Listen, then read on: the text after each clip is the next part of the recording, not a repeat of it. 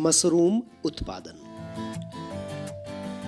पश्चिमी राजस्थान मुख्य रूप से शुष्क क्षेत्र के रूप में जाना जाता है, जिसका जोधपुर एक महत्वपूर्ण जिला है, जिसमें किसान मुख्यतः बारिश में की जाने वाली फसलों पर ही निर्भर रहते हैं।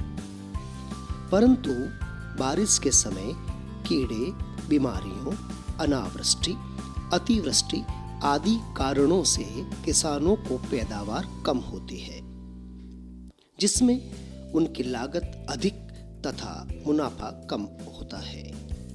इन सब परिस्थितियों को ध्यान में रखते हुए मशरूम उत्पादन एक अच्छा विकल्प है, जिसमें किसान और अन्य ग्रामीण लोग जिनके पास जमीन कम होती है, वह सभी कम लागत व फसल की तुलना में कम समय में बिना किसी जोखिम के अधिक उपज प्राप्त कर सकते हैं।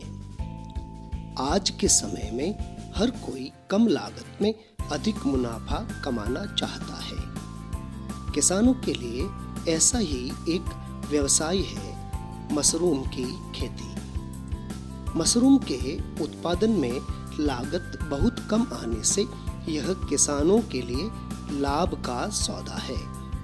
प्रदर्शन के लिए 30 किसानों को चुना, जिनके लिए उदयपुर से ऑयस्टर मशरूम का स्पान मंगवाकर उपलब्ध करवाया गया तथा साथ ही आवश्यक पॉलिथीन बैग, जरूरी केमिकल इत्यादि देकर प्रदर्शन करवाए गए। अक्टूबर से मार्च माह तक उपयुक्त नमी रहने से कमरे में भी आसानी से मशरूम उगाया जा सकता है। चुने गए सभी किसानों ने अपने कमरे में 10-10 पॉलिथीन बैग भरकर लगाए, जिसमें 20 दिन बाद मशरूम की फ्लावरिंग शुरू हो गई। प्रत्येक बैग से 600 ग्राम से 800 ग्राम तक उत्पादन प्राप्त हुआ, जिसे किसानों ने जोधपुर के बाजार में बेचकर अच्छा मुनाफा कमाया।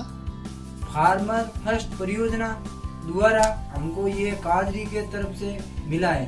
इसको हम जोधपुर में ले जाके बेचेंगे और पैसा कमाएंगे और ज्यादा और लगाएंगे। वहीं घर में भी मशरूम की सब्जी बनाकर खाई। कुछ किसानों ने गांव में स्थानीय दुकानों पर भी इसे बेचा।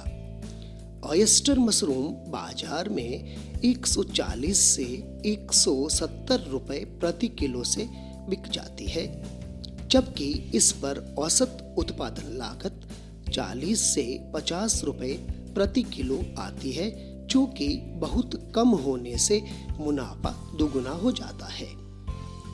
काजरी वैज्ञानिकों के तकनीकी मार्गदर्शन में इन प्रदर्शनों की सफलता से गांव के लोग काफी उत्साहित हैं और कई किसान इसे बड़े स्तर पर करने की योजना बना रहे हैं। किसानों को गर्मियों में भी कमरे में आवश्यक नमी बनाए रखने हेतु स्प्रेयर भी उपलब्ध करवाए गए हैं। इन प्रदर्शनों की सफलता से उम्मीद की जा सकती है कि मशरूम उत्पादन की यह आसान तकनीक किसानों की आमदनी को दुगना करने में कारगर सिद्ध होगी।